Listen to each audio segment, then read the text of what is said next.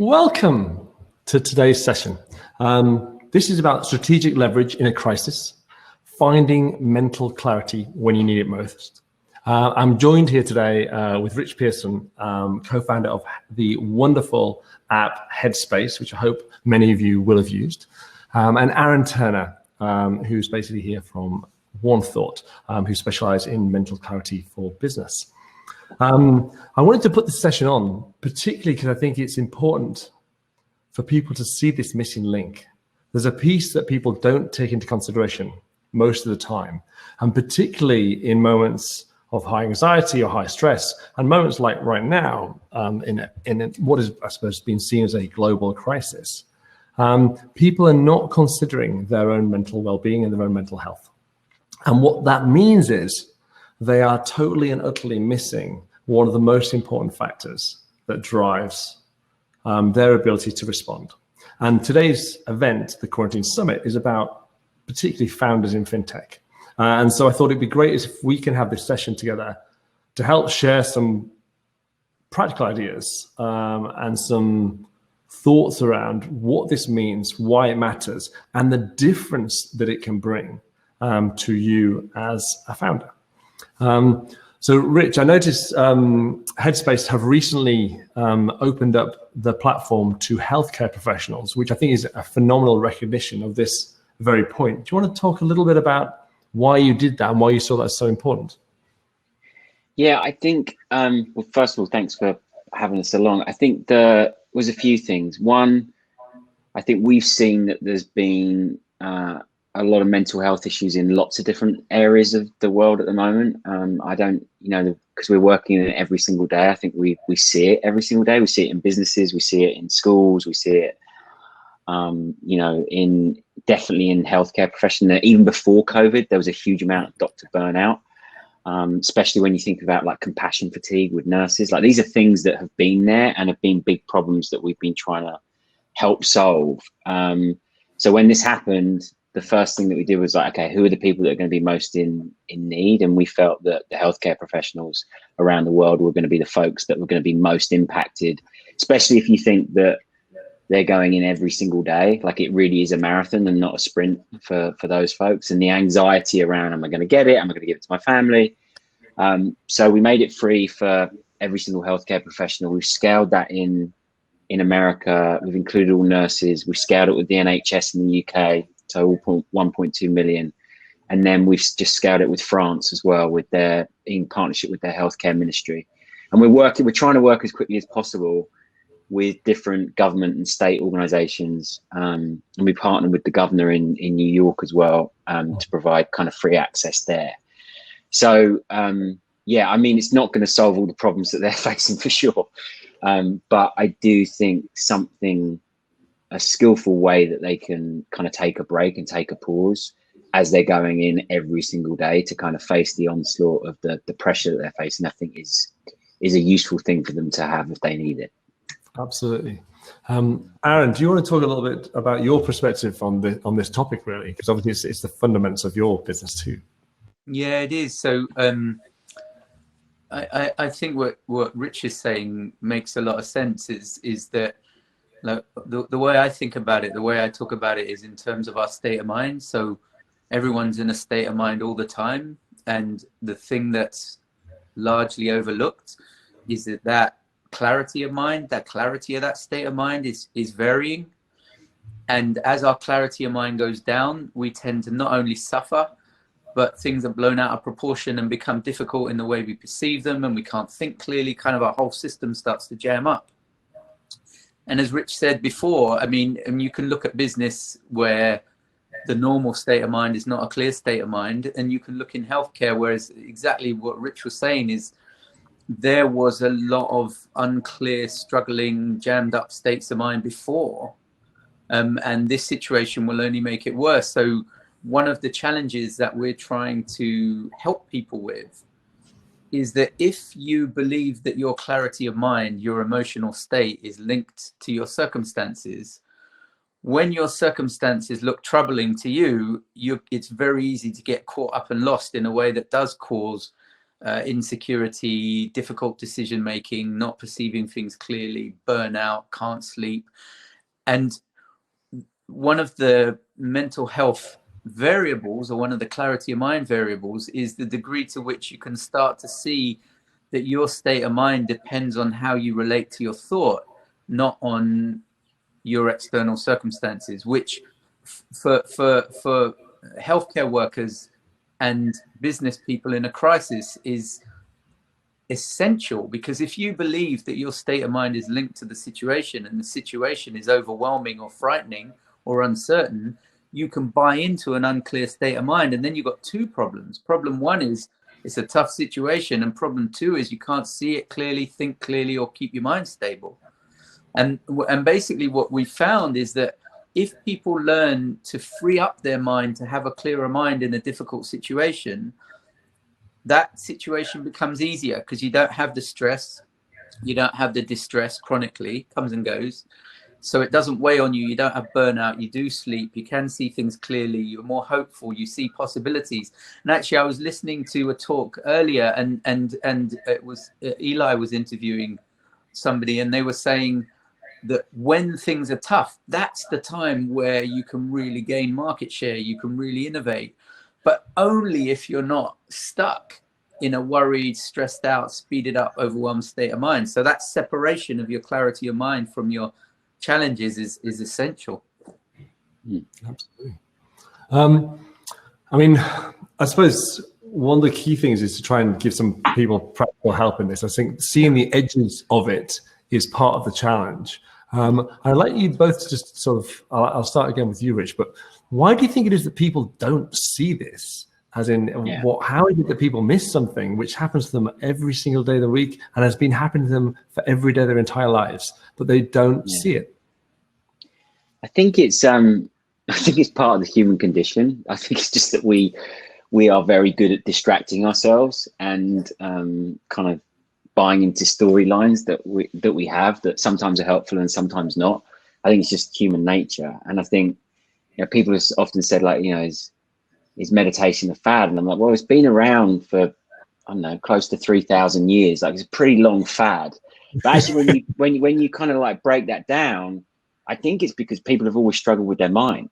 I think people throughout history, and I know we're in this very particular time where there's a lot of pressure, but there's always been things that have been very stressful. Like, can I eat? Is there a war? Is there like, the problems that we're facing are very different to other generations throughout history. So I don't think that our struggle with the mind is a new thing. I think it's quite easy to attach the modern life to that kind of idea. I personally, I don't believe it. I think what this time has done, even before COVID, I think the fact that we are on our devices and we are plugged in all the time, I think what's happened is a lot of these mental health issues that people have probably had under the surface in mild ways are coming to the surface way quicker. I think you're seeing a lot more social acceptance of talking about it. So even though those things have been here, it's actually okay to mention it to your boss at work. Obviously, it's not perfect, but I do think that conversation is starting to happen at a rate and a speed that has never happened before. So I think there's much better awareness of it. I think the situation has kind of brought it to the surface way quicker. And hopefully there's lots of different tools and ways for people to access help now. And I think that is where digital tools are kind of really interesting, because I don't think you're going to be able to scale the in-person training to help with some of these things at the rate at which people are needing help. So I think we are going to have to really innovate around how we solve this problem. And that's the conversations when we speak to health departments, when we speak to businesses, when we speak to governors of states, like they're all trying to work out, okay, how do we actually come up with a scalable solution? Because we need to get it to prevention.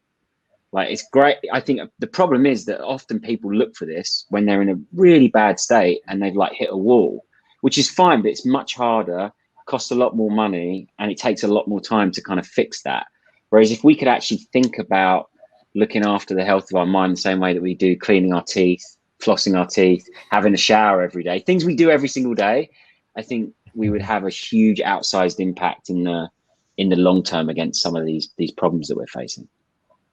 That makes absolute sense. I think it's obviously very positive that the healthcare organizations were sort of acknowledging the need for this. Did you and the team find it relatively easy to bring this challenge? Like, is it something that you found, like you're saying, that managers are now more open to it, but was it something that these organizations have sort of embraced, as in they felt this is a problem, we need this help, thank you very much? Or is it a bit more challenging to get them to understand the need for it? Is that for me? I was just, yeah. Sorry. Yeah, sorry. The eyeball thing doesn't work so well when you're both all looking at the camera. Yeah, is that me? Yeah, I think the conversation around mental health was definitely not in every single boardroom, and I feel like it should be. Always have. I think there's been some incredible organizations that are really ahead of the game. You know, I think Starbucks have done an incredible job around thinking through that. I think Google have always had and there's lots of examples of great companies that have really kind of prioritized it. I think what this crisis has done is made sure that mental health is now a conversation.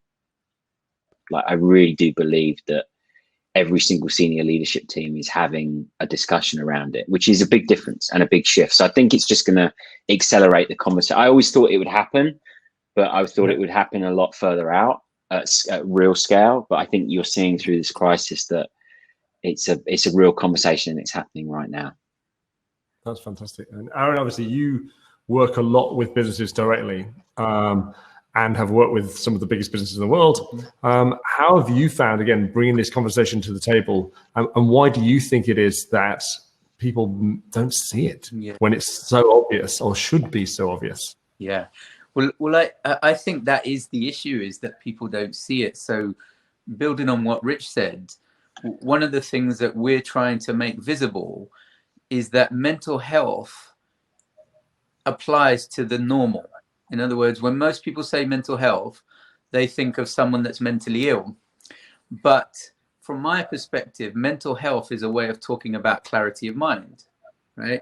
The clearer your mind, the more mentally healthy you are, but the more clear thinking you are, and the more responsive you are, and the more perspective you have, and the more you see opportunities. So at the upper end of clarity of mind, you have high mental health and a really highly strategic mind. And at low levels of mental health, you have huge dysfunction that we categorize as mental illness. And in the middle, you have normal. And the problem is that normal is not a clear mind. Now, we call it a healthy mind because it's not dysfunctional. But really what we're trying to highlight is that if you have a clear mind, you're in a whole different bracket of capability, right? So you see people's performance go up without their skill levels, their experience, their hours going up. We literally see people having better business outcomes, putting in less hours, because the leverage is in the mental bandwidth. So the first thing to make visible is that when we're talking about mental health, we're used to talking about it as psychology, but actually it's performance. It's everything in life, right? If you're stressed out and you try to put together an IKEA shelf, you're not going to do a good job of it. And that's not IKEA's fault, you know? So the first thing is to realize, look, your capabilities are linked to your clarity of mind, that's linked to your mental health, right? And if you look at business, under normal circumstances, most engaged, driven business people expect to have low to middling mental health. They expect to be stressed. They expect not to sleep. They expect to be agitated. They don't expect to be able to concentrate. They can't listen. They can't think clearly. They got no, and you say, well, if that's under normal circumstances, what are they going to be like when they're really worried or stressed or feeling under pressure? So the first thing is that we need a higher vision for mental clarity. And the second thing that's invisible that Rich pointed to is that we don't see that our emotions are telling us our clarity of mind. We treat our emotions like they're telling us how bad our circumstances are, right? So before I learned about this, if I didn't like my wife, I thought she was doing something wrong.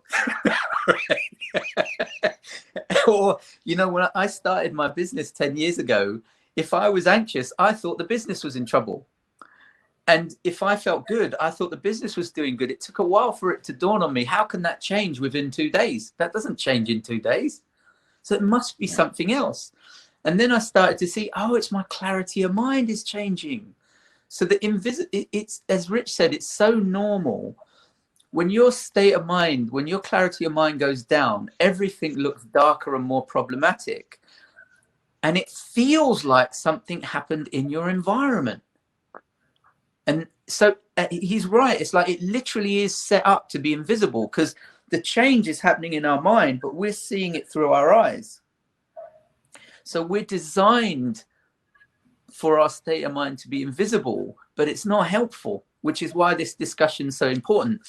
So on a practical level, for the people listening, if you could just start to consider that when your emotions get worse, your mind's not as clear, you're not thinking as clearly, take a beat and consider that you're dealing with a diminished mental clarity, not a more frightening reality. Just start to consider that. And if you can start to consider that, it will start to get more visible to you. So I realized, yeah, it is unlikely that my wife is changing that much from a gorgeous, attractive human being to an absolute demon. That's unlikely. It's much more likely that my clarity of mind is changing. And if you can start to see that, you'll start to see your clarity of mind and your independence of your clarity of mind increase. When you learn to take your unclear thoughts in stride, you'll start to have space for clearer thoughts. And then you'll start to have more strategic leverage, which is, you know, what we're talking about. So for it to get visible, you got to take a look. And where you got to take a look is not the usual suspects. It's not your bank account. It's not your environment. It's not your business metrics. It's your clarity of mind as indicated by your emotions. Yeah, it was one that was, as you were talking, I was thinking about the story I heard about SAS infield kind of leaders when they're managing their groups, that actually the lead officer will get to go to sleep first before everyone else when they're on watch. Mm-hmm. And it's not because they're the highest ranked, it's because they are in charge of all the decisions that might cost someone their life, and therefore they need the most amount of rest. I always think, like, in the ultimate of kind of performance, you wouldn't think that would be part of their structure. But I think it's, for me, it's exactly what Aaron was saying. It's like that clarity of mind to be able to make the best possible decisions that you can, even in life and death situations. You need to make sure you rest and look after yourself. Like it is a marathon, not a sprint. And the other thing you were saying, Aaron, I thought was interesting, is just around that, you know, the way I would kind of relate to it is that your emotions and your feelings are always changing. Like, one of the most useful things I've ever, like, whether you take any practice up or you do anything, you know, however you want to look after your mind. But one of the most useful kind of ideas is that peace of mind and that quality of mind is always there. It's just that we forget that it's always there. It's always there. It's like the blue sky. The clouds go past, the blue sky is always there. And the other thing is that your emotions are constantly changing.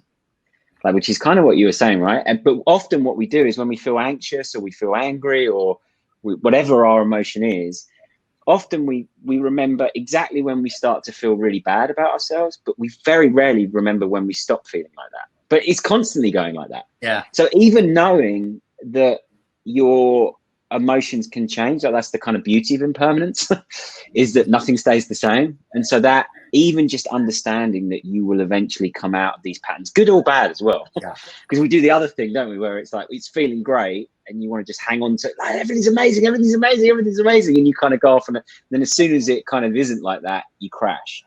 So having some kind of equilibrium through that, I think, is, just as two little ideas, even if you don't practice, I think really can unlock a lot of tension. Yeah, absolutely.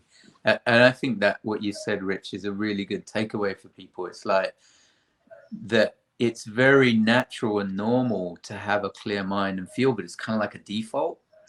Yeah. And if people really take that to heart, like, let's say someone's really frightened about what's happening with what could happen to their business, and you're willing to consider, well, there's nothing except what I'm thinking to stop me feeling very settled and having a clearer mind. And I don't know what things will look like. I just know it'll look better to me. I'll see clearer. just that hypothesis is really useful, because you can turn away from obsessing on what you're worried about and let your mind restabilize. And I think that realization that a clear mind is a default and something you can expect to come back to when you're not ruminating, essentially, is really powerful. Very powerful. Yeah, it is. I agree.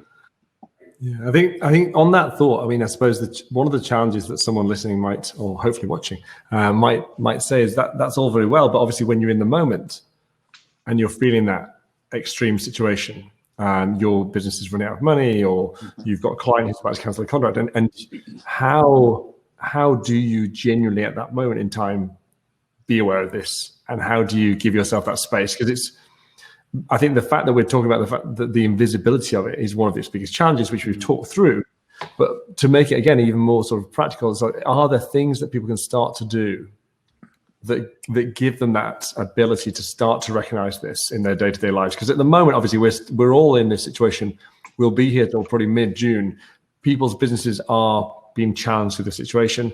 There'll be other challenges that come up over the next 60, 90 days that will be impacting them significantly. And in the heat of those moments, what can they practically do to gain, I suppose, to see the blue sky? Mm-hmm. Yeah. Who would like to go first? Aaron? Go on, Aaron, you go. Yeah, I'm happy to, because what I would say about that is, people often say, well, what do I do to have a clearer mind? And I know it might be a little bit different, but what I've observed is it matters what you think is happening. It really, really matters what you think is happening. So I think that the way that we get lost in an unclear mind is we treat our unclear thinking as if it's real or relevant. Right? That's how it happens. Because if you don't treat a thought as if it's real or relevant, it goes in one ear and out the other. It doesn't have any effect on you. And the reason why we treat disturbed thought as real or relevant is because we have all these compelling feelings that are telling us we need to take it seriously, and it corresponds to the way the outside world looks when we're pressured or insecure and everything. And so people say, well, how do I not treat a thought as real or relevant? And the question to me is, well, why would you? And usually the reason people do that is because they're missing two pieces of information. The first piece of information is, if you can feel it, it's not real, it's a thought. So if I feel something about my wife, it's because I'm having that thought. It's not her, so I'm a bit of a mucky pup, and she doesn't like that.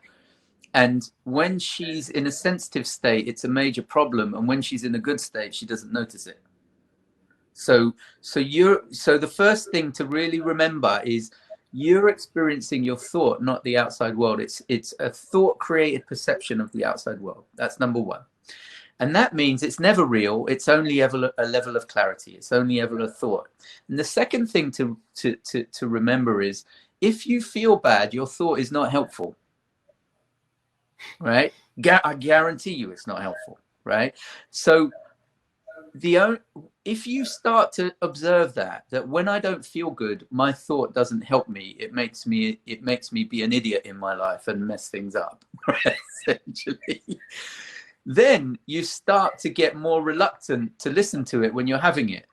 But you have to know that. You can't tell yourself that if you don't know it's true. But because it's true, as soon as you start to see it, you get wise to it. So I've had people who were chronically stressed or anger management problems. And at the start of our meetings, I say to them, well, look, why are you taking it seriously? And they'll be like, it's so strong, there's nothing else you can do. And at the end, they're not taking it seriously. And I'm like, why aren't you taking that seriously? And they're like, why would I? And the best analogy that I can come up with is, it's like people learn to smell moldy food. So that when they have certain feelings, they know their mind is not helping them. The same way, if you see mold on food, you don't eat it.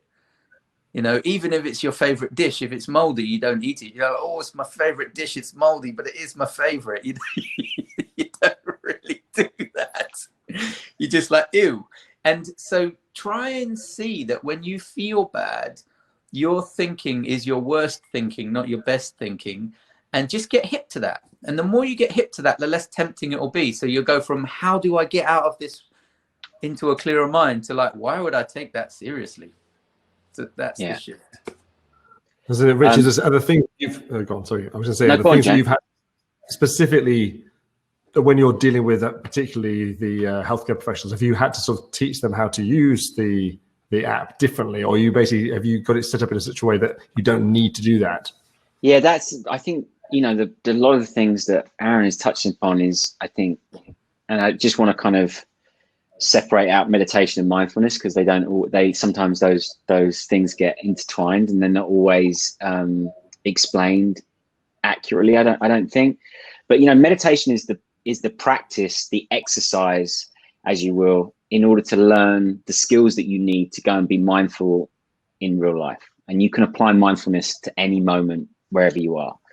And the reason I think it's called a practice is because it's a practice, and you can't just like learn it once and you know, and then you're kind of skilled at it. It's the same way that I don't think you'd expect to go to the gym once and then go and run a marathon or go and do an Ironman. Like that, just the world just doesn't work like that. And I think sometimes people use tools like these as kind of aspirins.